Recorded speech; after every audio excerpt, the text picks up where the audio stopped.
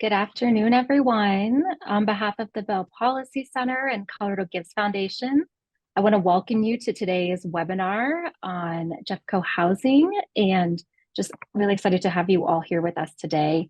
My name is Naomi Amaha, and I'm the Director of Policy and Government Affairs for the Denver Foundation. And so we're going to get started in a little bit, and some logistics we did want to go through before we get started.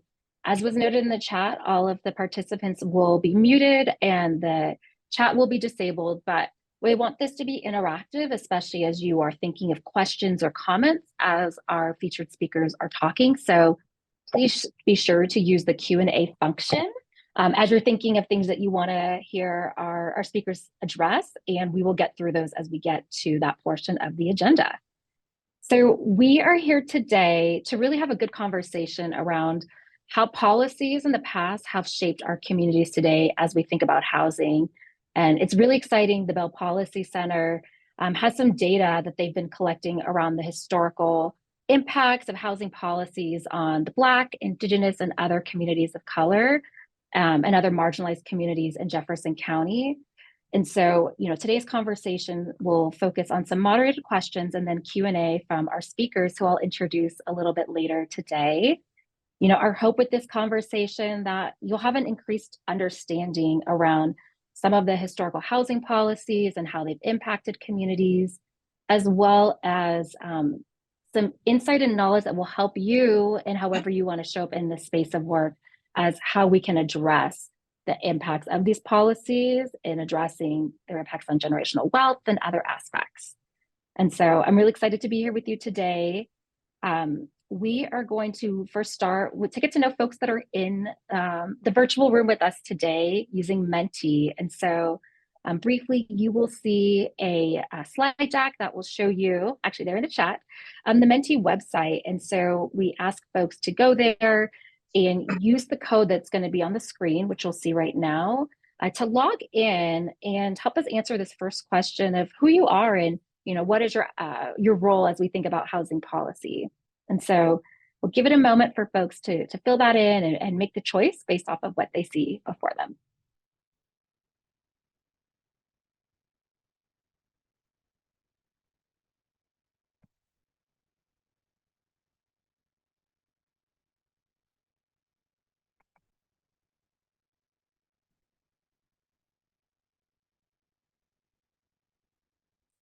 All right. Got a good amount of folks from the nonprofit sector, folks that work in government, housing providers. It's always fun to figure out who's that other. Lots of movement between nonprofit and government. Great. Thank you all for being here today. Anyone other last votes? All right. Okay, we're going to, someone from Jeffco Community. Awesome. Thanks for being here. So I have another question we want to pose to folks. When you think about historical barriers to housing in Jefferson County, what comes to mind? And it can be one word, it can be a sentence. Give you all a moment to think about that, and then I'll share those responses as they come up in the word cloud.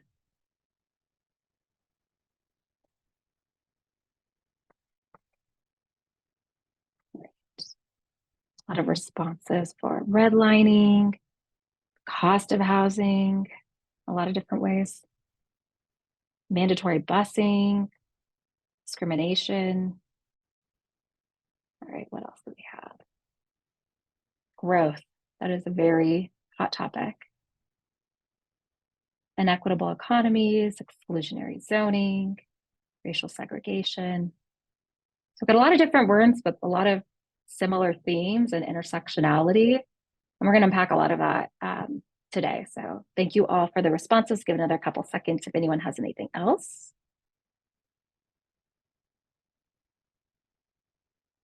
All right, that's great. Okay, and then one last question. So we want to ask you all the term redlining, and what is it named for? What does it mean? And so you have a few options before you: a red line drawn on a map, a numerical limit, a line in a ledger.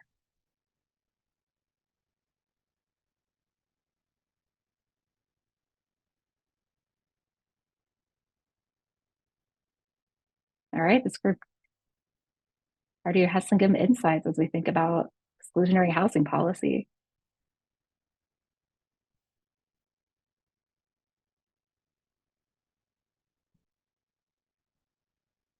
Great. Thank you all for voting and participating. We've got some really good engagement. So folks are right. The correct answer is redlining. And this term was coined by sociologists in the 1960s to talk about the practice used by the federal government and lenders of literally drawing a red line on a map around neighborhoods where they would not invest. And that was based on the demographics of those individuals that lived in those neighborhoods. And so we're going to talk a little bit more about what led to that form of discriminatory policy and practices, and what's happening now, and what needs to continue to happen to address the impacts of redlining. All right, so we're going to jump into introductions of our panelists today, and I'm really excited for this conversation.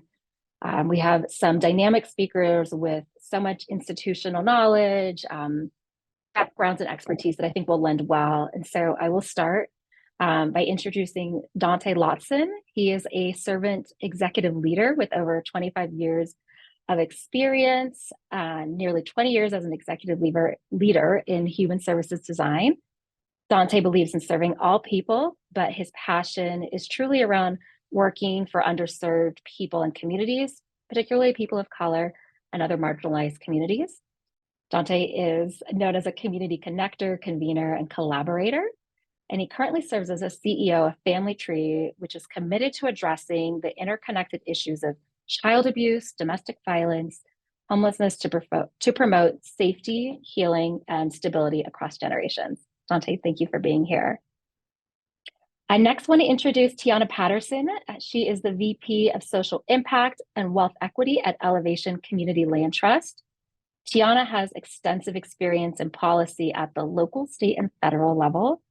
She is a licensed attorney and does deep dives into real estate law, HOAs, and condo formations, and studies structural inequality related to housing and reproductive access. Thank you so much, Tiana, for being here.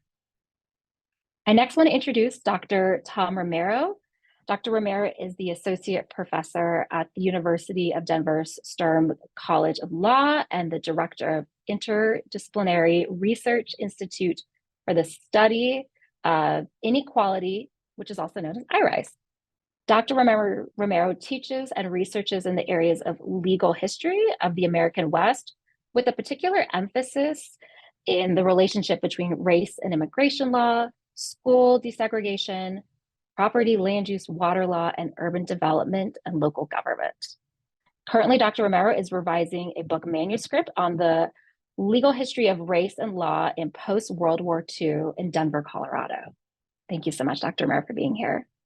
And then lastly, I would love to introduce Graham Hallett. He is a policy analyst with the Bell Policy Center, where he focuses on housing and other economic mobility issues. Graham, we're really excited to have you here. Can't wait to hear more about the work that you've been doing on behalf of the Bell.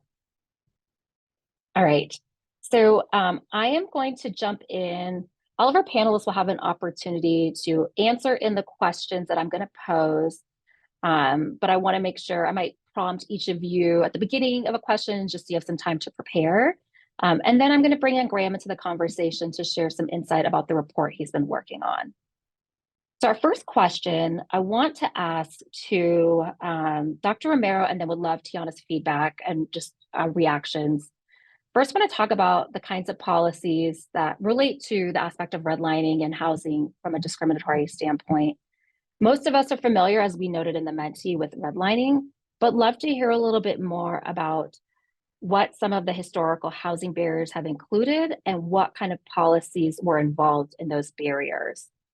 And then also what kinds of policies, how did they show up in Colorado specifically with a focus on Jefferson County? I am going to share some visuals as I begin to go through this. So let me get that up on the screen. All right. I think, give me 1 second. I think I shared the wrong one. That's the one. All right. It's a pleasure to be here today, and it's a pleasure to be here as well with Dante, Tiana, and Graham, and you, Naomi, and everyone that's in the webinar space. Part of my background is my family is connected to this part of the world. Northern New Mexico and southern Colorado goes back about 8 generations. But most importantly for Jefferson County is I'm a graduate, 1991 graduate of Chatfield Senior High School. And so very familiar with the landscape and the people of Jefferson County.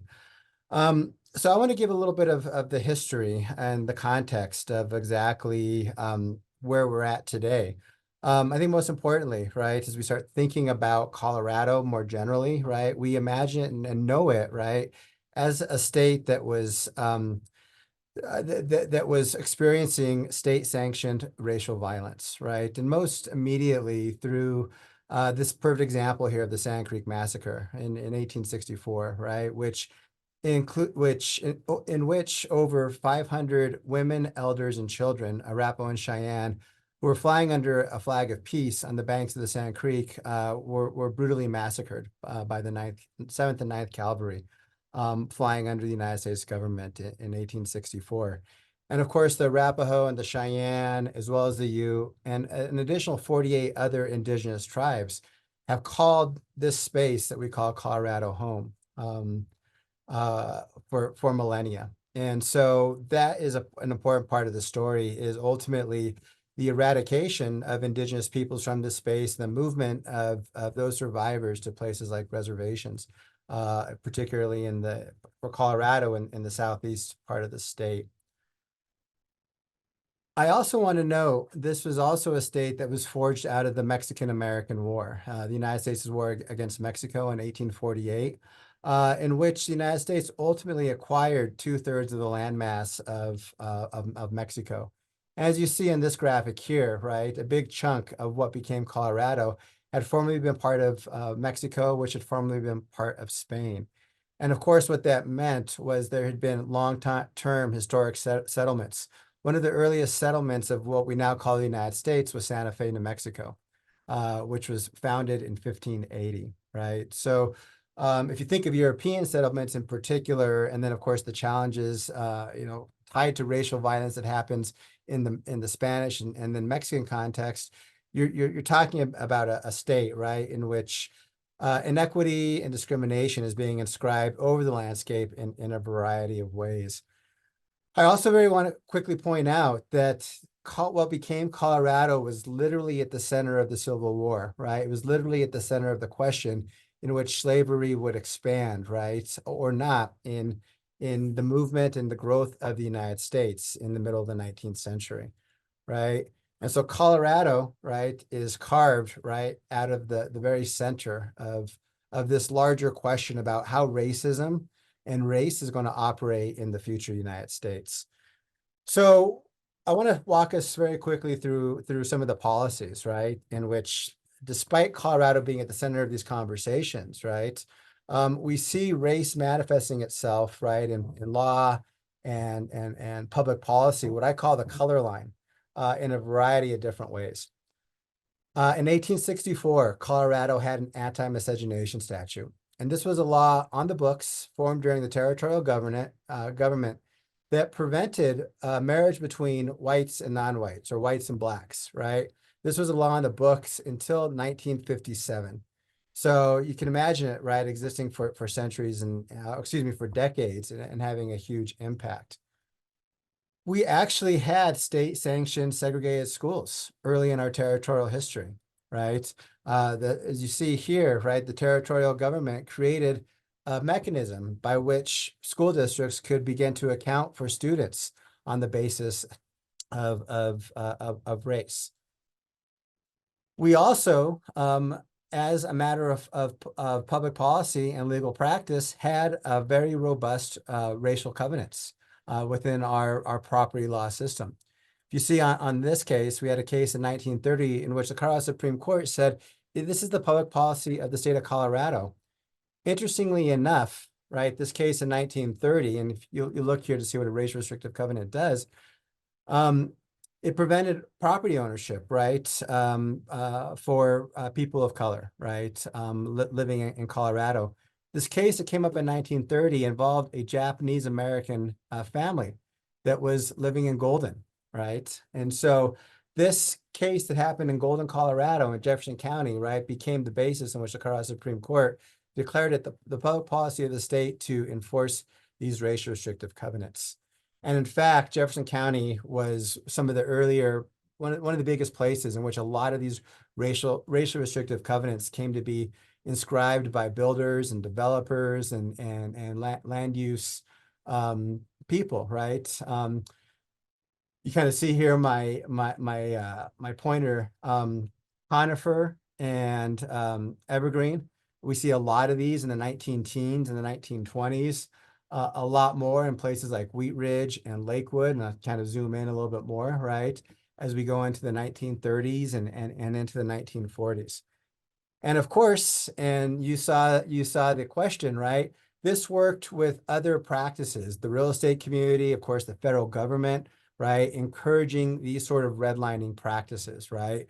What did it do? And you kind of see on here, it really locked in segregation, right? As a matter of land use, as a matter of property ownership.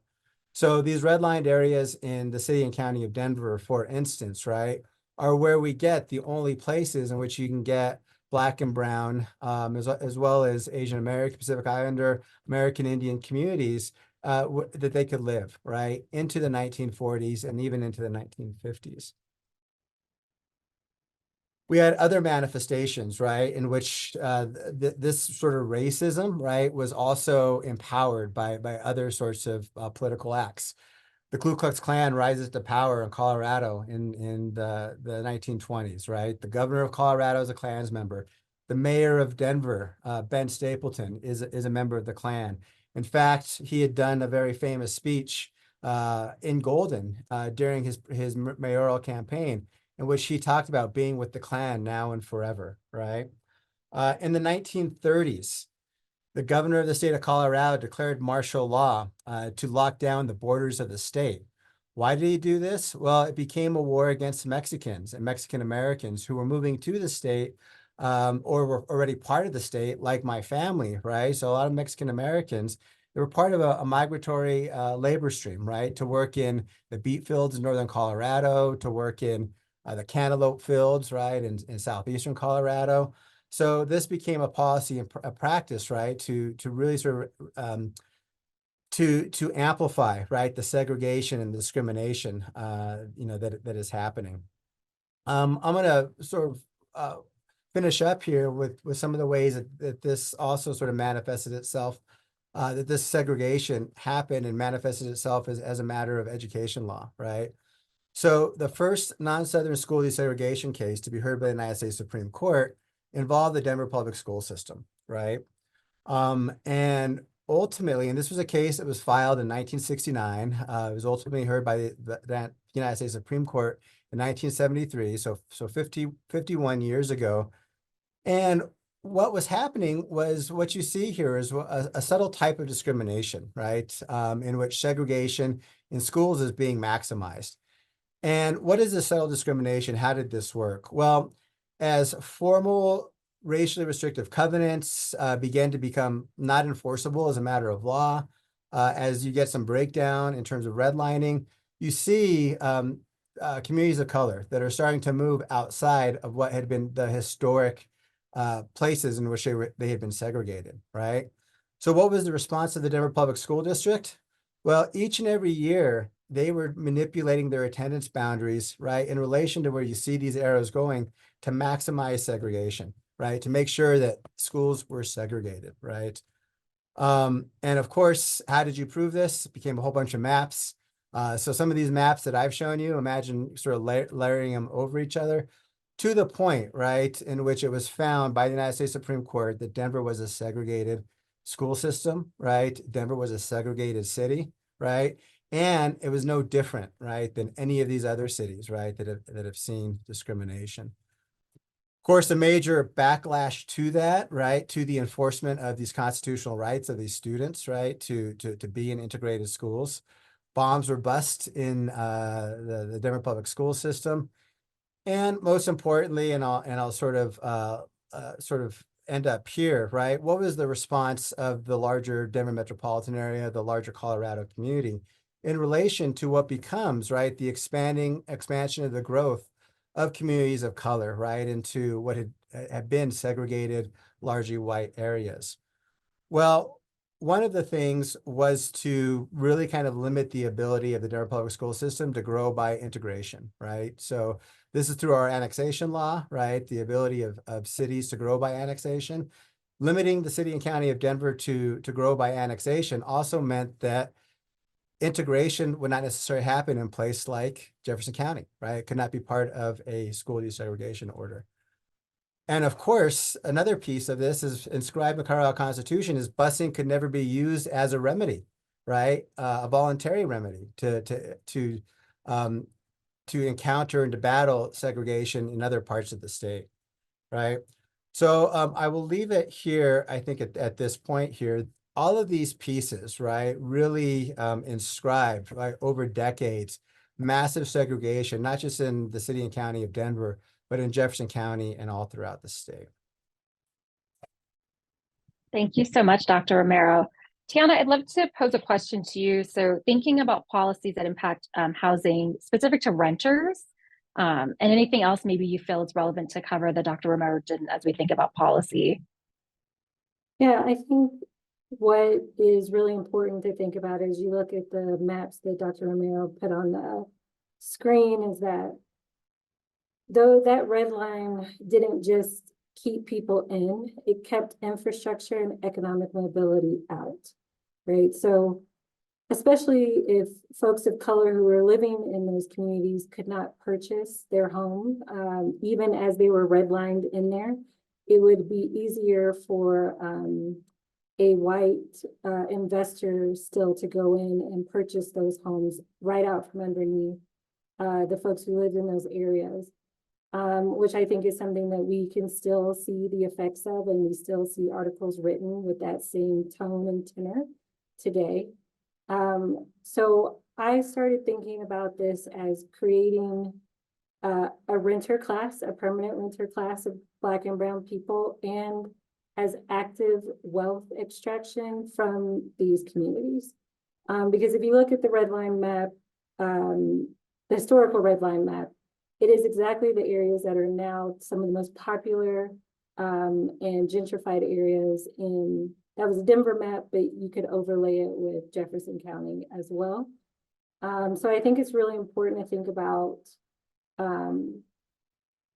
all of the policies that go along with calling a neighborhood undesirable, like depressed property values, lack of infrastructure.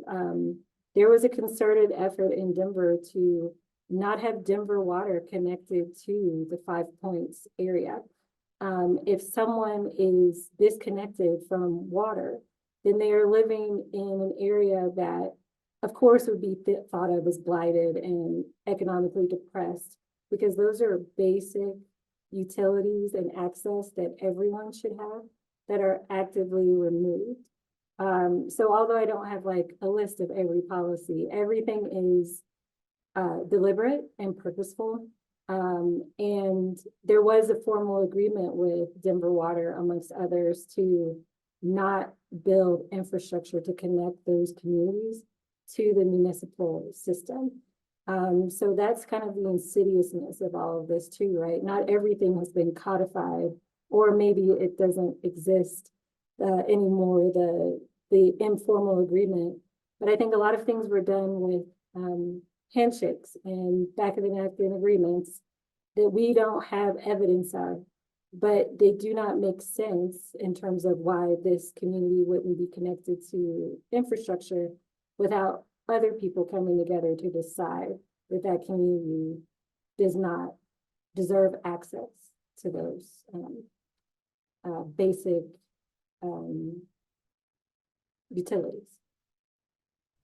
Thank you so much for that perspective, because to your point, it's not a law written in our state statute, but it is a practice that has truly impacted certain populations.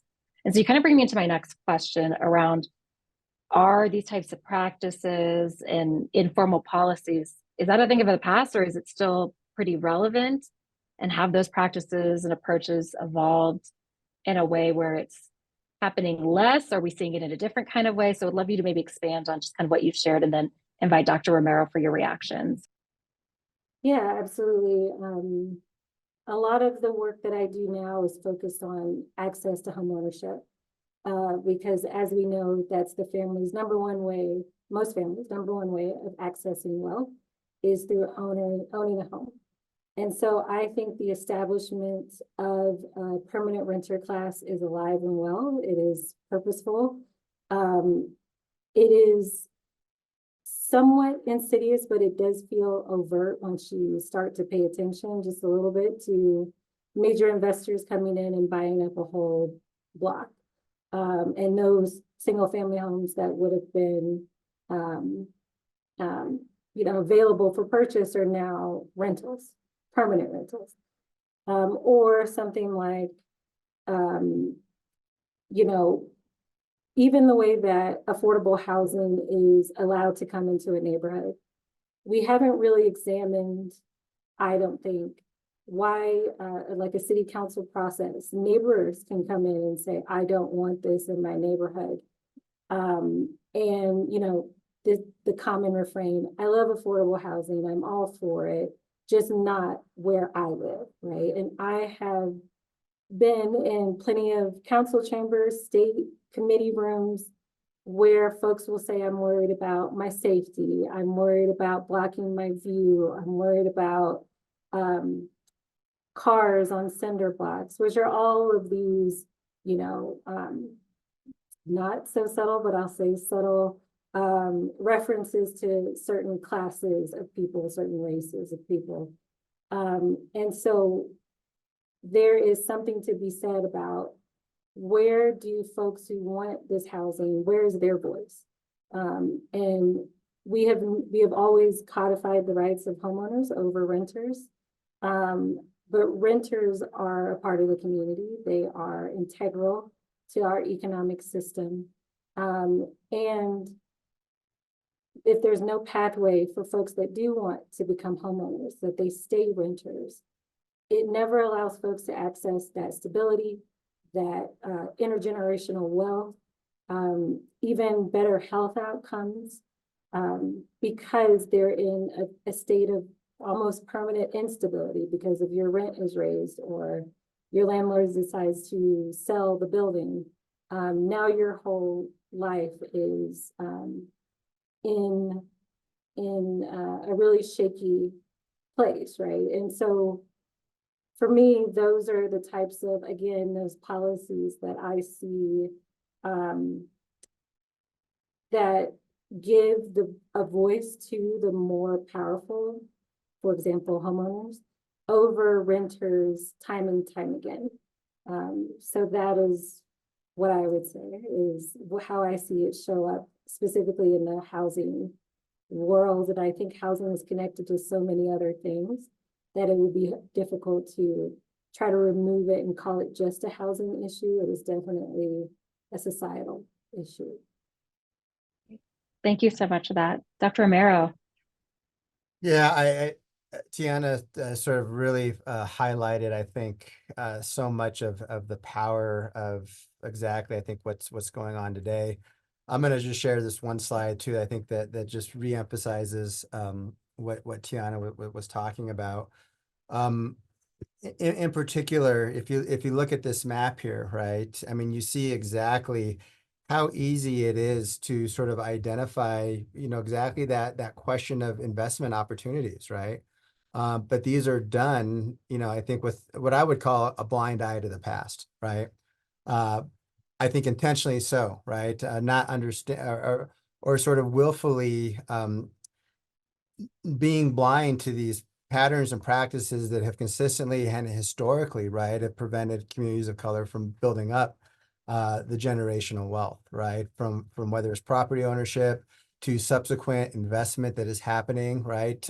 From not just city governments, right? But we think about education. Schools are a major driver of this, right? What is access to schools? What is access to public transportation? So all of these decisions are being made on this map, but without understanding the historic legacy, right, of what this is going to continue to keep doing, right, to communities of color, right, and particularly the Denver metropolitan area. Thank you for that.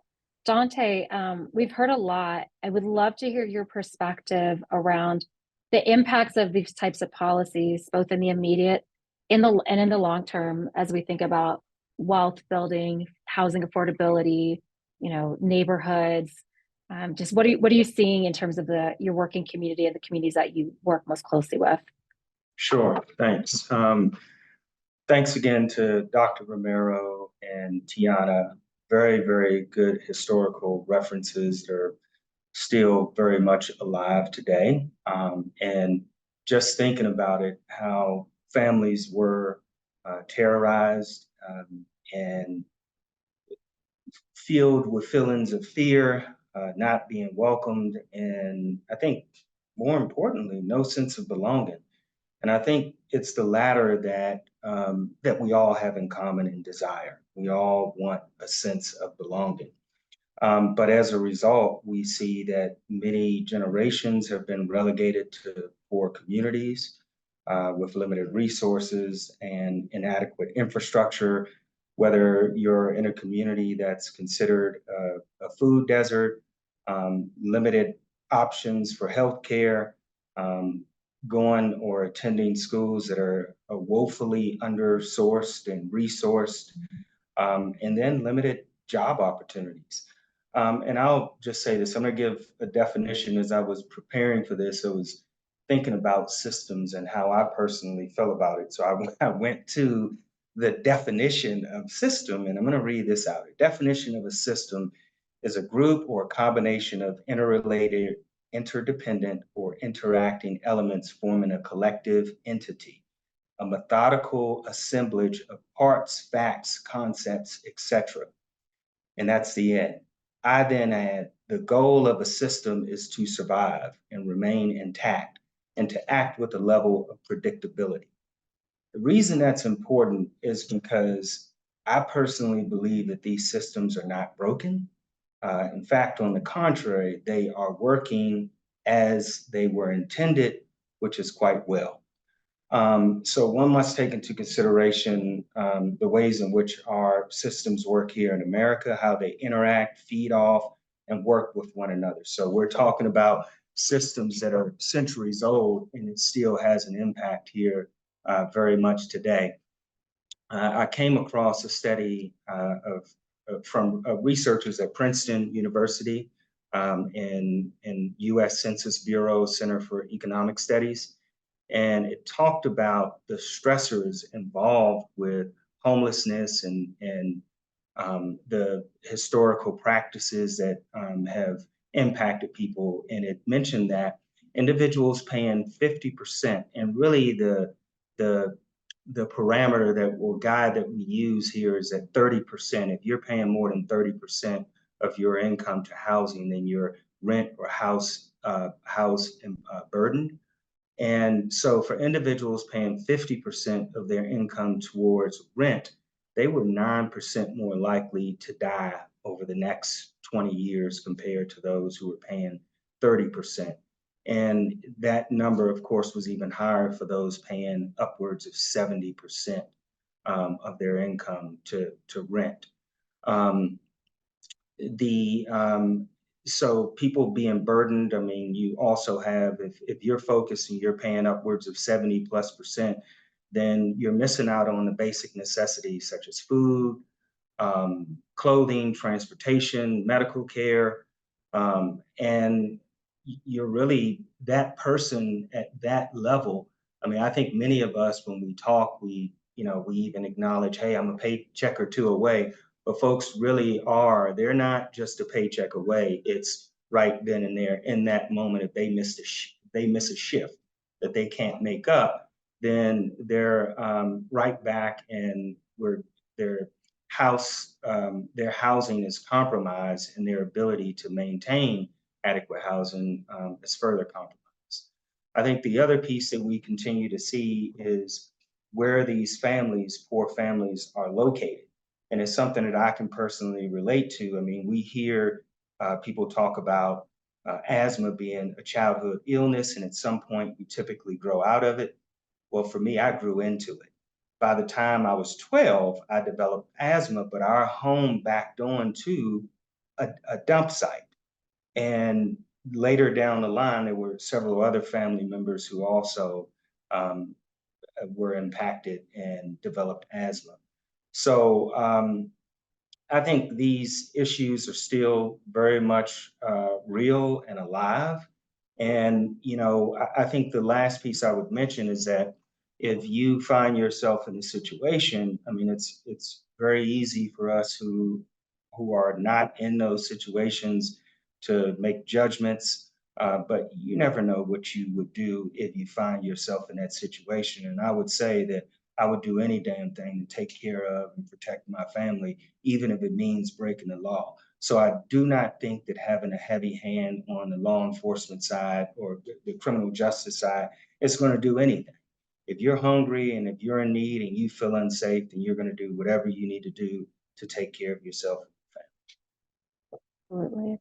That's a great point. It's this survival given just all of these aspects. You know, I have one question I want to pose to everyone in terms of just, we've given a couple examples, but, you know, truly how these policies are impacting community, but love for any other examples or thoughts as it relates to Jefferson County. You know, how do you see all of these factors, past policies, perceptions of community, you know, really showing up at the local level in the cities and counties areas of Jeffco?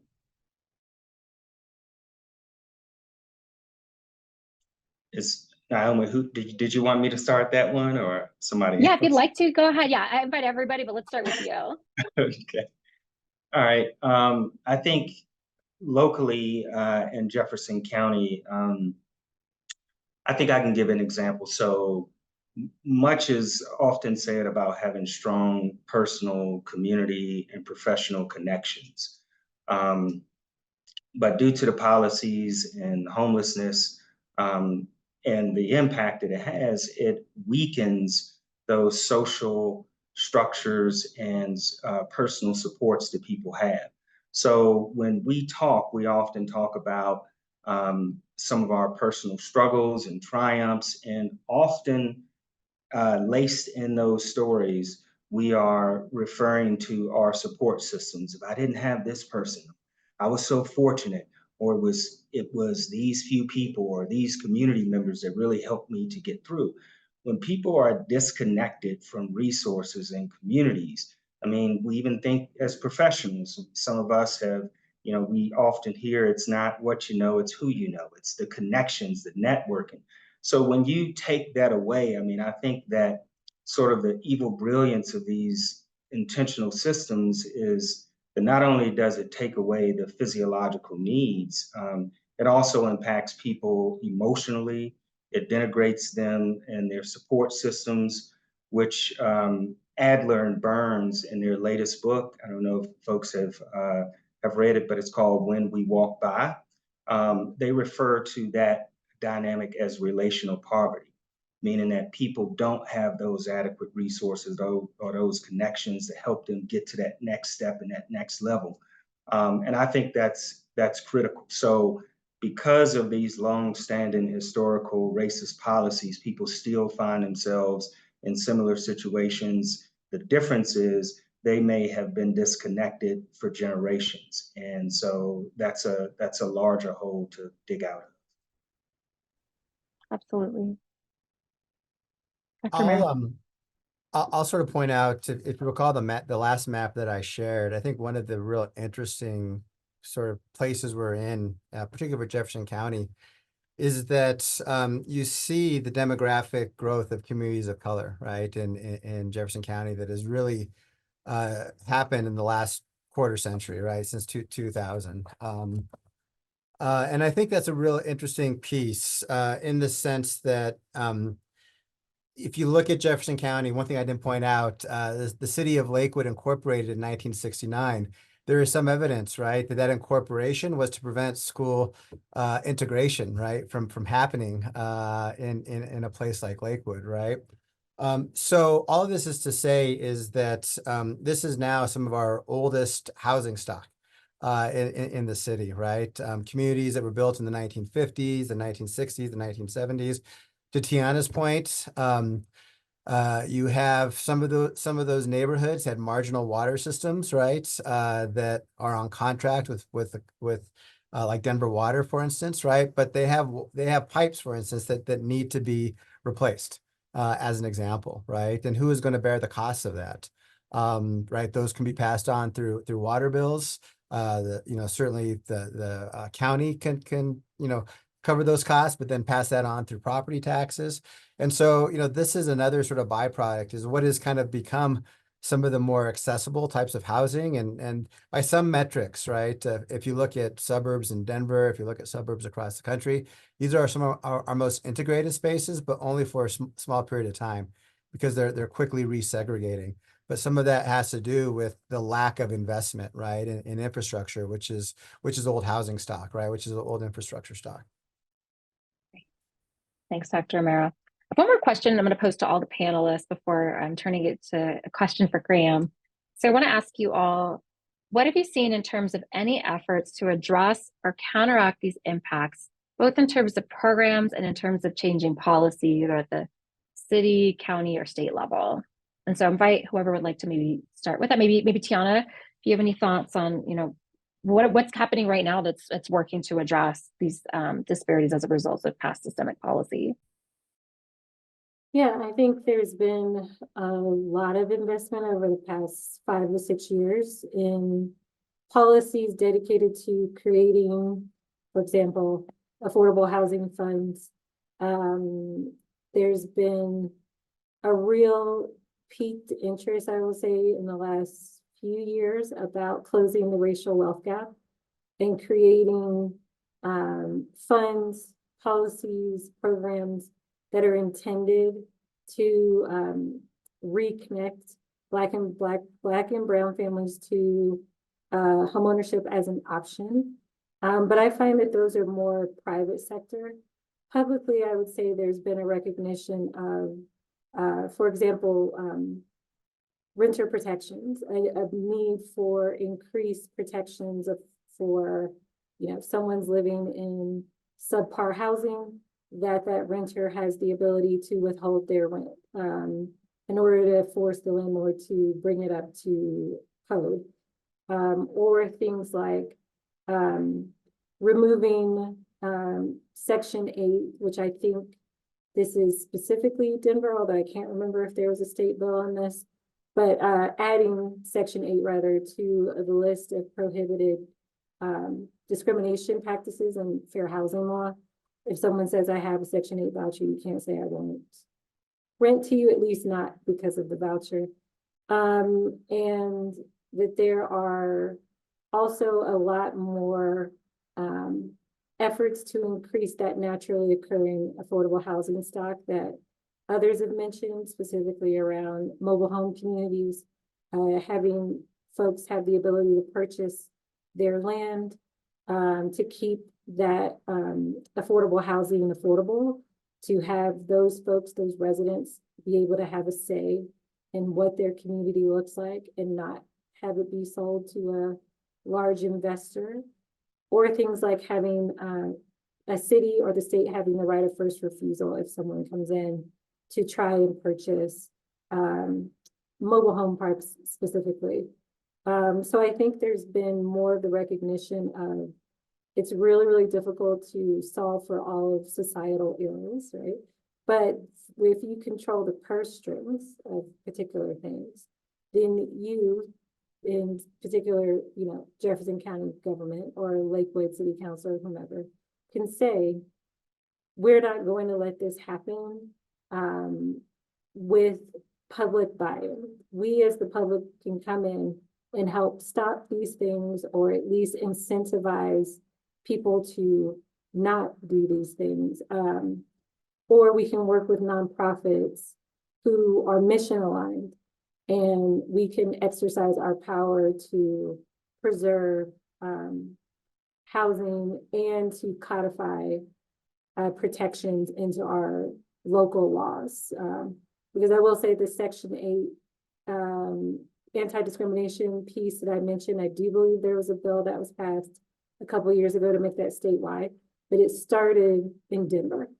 And I think a lot of people don't recognize the power of a few municipalities coming together and saying, actually, we find this unacceptable. You will find that there can be a bill at the state level a year or so later wanting to expand that power across the state. So I would say things like that, and just general investment in what we want to see in our communities can be a very powerful tool, both in production and in messaging, that we as the city value these things rather than these other things. Thank you. Those are great examples, especially tying it back to local influence and how that can drive matters at the state level. Dante or Dr. Romero, do you have any other thoughts you'd like to share as around of like the current state of play in terms of programs or policy? Yeah, I would just say that in Jefferson County, we've seen more of a commitment to building affordable housing. To Jefferson County's credit, there are several work groups and committees devoted to addressing and ending homelessness. And these groups consist of policymakers, lawmakers, folks from the business sector, nonprofit, schools, human resources, and they're engaging the business community, which is important. I think often we find folks who get and understand this, but maybe there's an opportunity for us to kind of extend that branch to bring more folks in. And quick shout out to Colorado Gives Foundation, Kelly Duncan and their team for having the courage to talk about such a spicy topic. And I think that really, as I think about opportunities, I think one of the first things we have to do is to publicly acknowledge the harms. And we shouldn't run from this reality. We need to instead lean into it. And it needs to be community-wide. And people who don't know about these things need to hear them. To Tiana's point, the community land trusts, I think those help to lock the land for up to 99 plus years. It'll outlive all of us here in this webinar. Financial literacy, but not just for those who are impacted in low income, but to really all citizens. And because right now we sort of operate from this zero-sum approach that, well, if we do this or we get here, then it's going to negatively impact us. Couldn't be further from the truth. So I think we have to do that. Of course, job training to bring people up to skills so that they can retool for today's economy. Getting community input, including those who are currently living it. And it should be us really listening versus allowing them to be at the table. We should be asking to be at the table. Investment in services. So when you look at our aging population, who's going to take care of them? We have some committed professionals who are experienced in this field and doing this work, but if they're not paid a livable wage, then we're going to lose out on those folks. And as we often talk, it's not just housing first, but it's housing first with the appropriate wraparound services, which is people. They have to do it. And then finally, I would say as an opportunity for us is that we have to elect people who have political will and guts.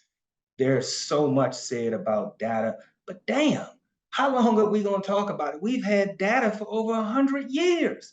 And we still do the same thing, and we speak about homelessness through the lens of stereotypes and rugged individualism versus acknowledging the intentional roles of these systems. So that's just being real and honest. And I think if we can do that, then we move the dial a little further down.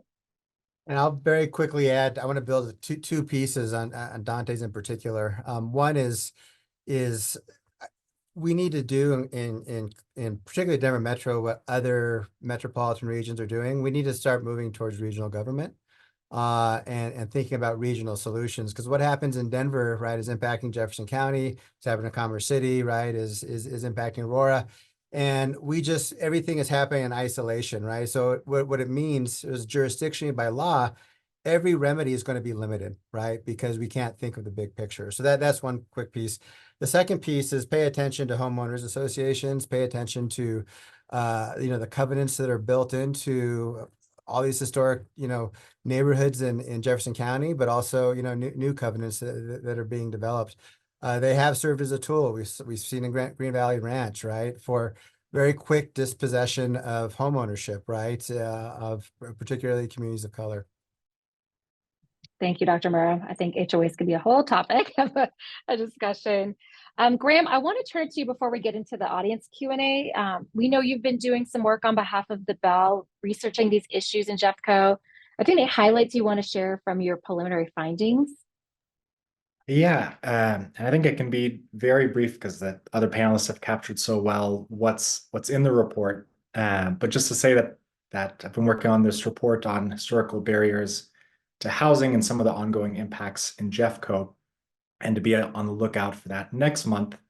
And it captures some of these historic barriers of redlining, race covenants, exclusionary zoning, and some of the other more explicitly violent forms of discrimination. And then looks at the ongoing impacts such as the home ownership gap in Jeffco, median household income gap, as well as differences in mortgage loan denials based on race and ethnicity, subprime loans, and the levels of cost burden renters and differences there, again, based on race and ethnicity. So a lot to look forward to reading there, and let us move on to questions. Thank you so much for that. All right, so I want to start with Mindy's question. Mindy referenced the Jeffco Housing Continuum Task Force and their work around a 15-year housing plan for Jeffco. So I want to ask the group, what are strategies that task force should include or avoid to counteract these past practices we've talked about today?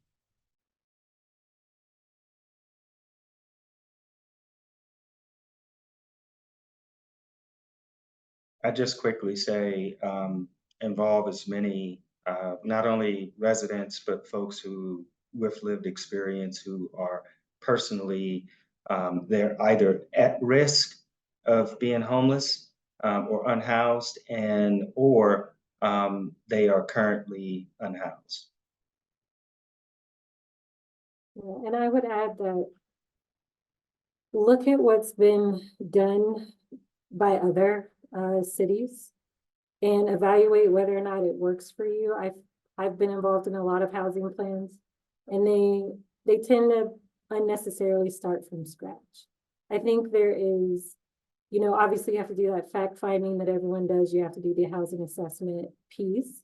But when it comes to policies and things you don't want to, unintentionally codify into your, housing policies, it would be good to look at a place that has directly confronted the issues, as Dante mentioned, and what laws and policies were they willing to enact, even if they weren't popular.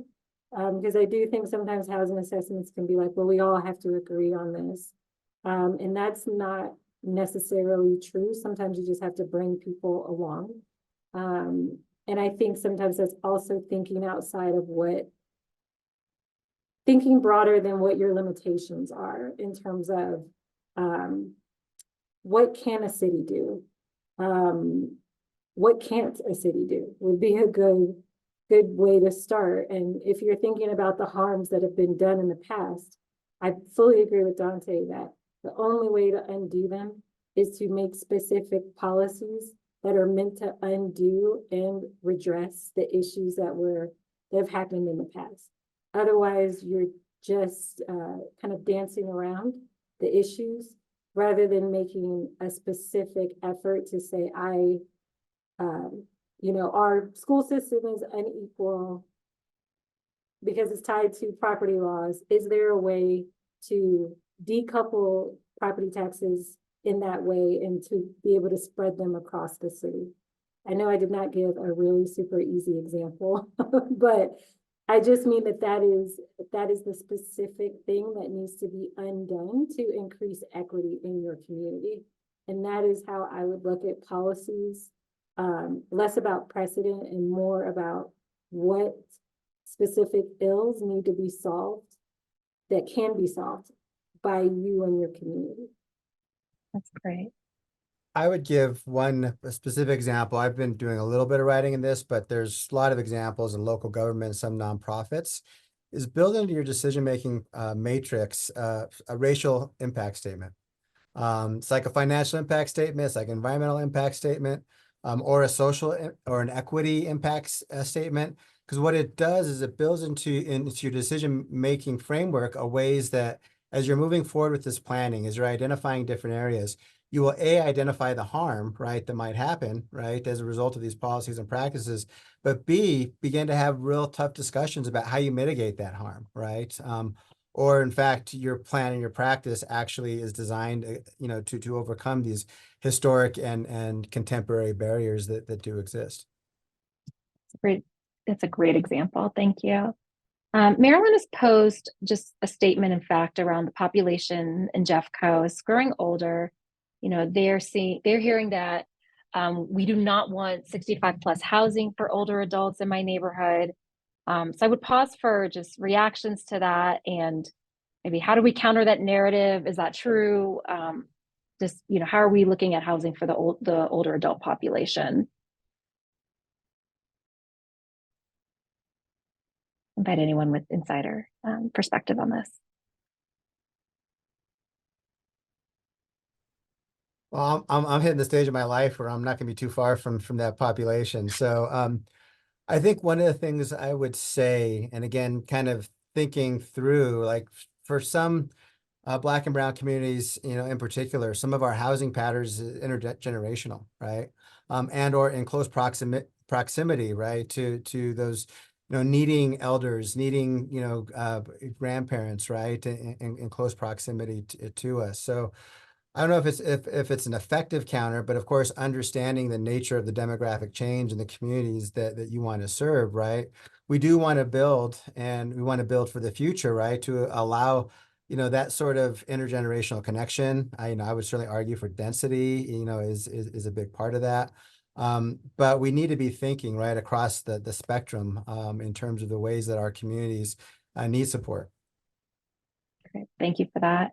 So last question comes from the idea of our direct service providers, and they're asking, how can direct client service providers who are not involved in the policy development space do their part to address these barriers?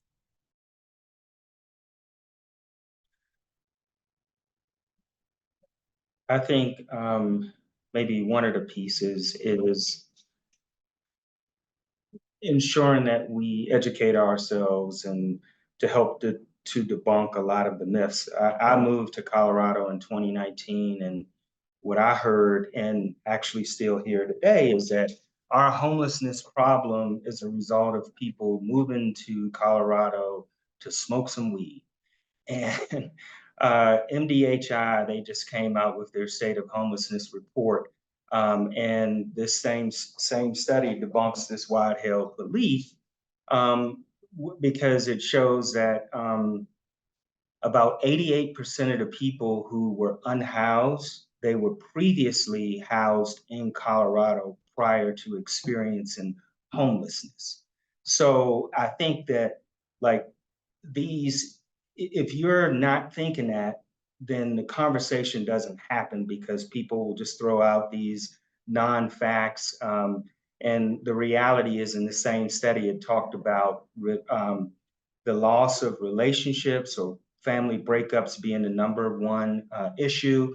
Of course, there's the loss of income, being underemployed, stagnant wages, or even when you receive increases in wages, it still lags behind the cost of living.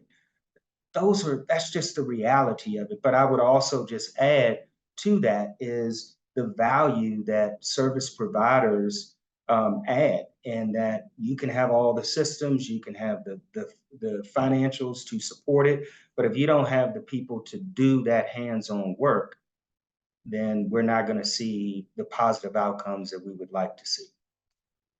Great. That's a great call to action. Well, we're right at time. I want to give a virtual just round of applause. We had such a rich discussion and you all contributed so much. So thank you all for just the insight you've shared and the perspectives. I hope you all took away a lot. So you've probably seen some links dropped in the chat. There's some great ways for attendees to engage between the Jeffco Advocacy Network site, some information that Bell Policy will be dedicating to work in Jeffco, and then, of course, Colorado Gives Foundations around their approach to addressing housing. You'll see before you as well the closing webinar for this series, where we are and what can we do from here on the 21st. So make sure to save that date and register.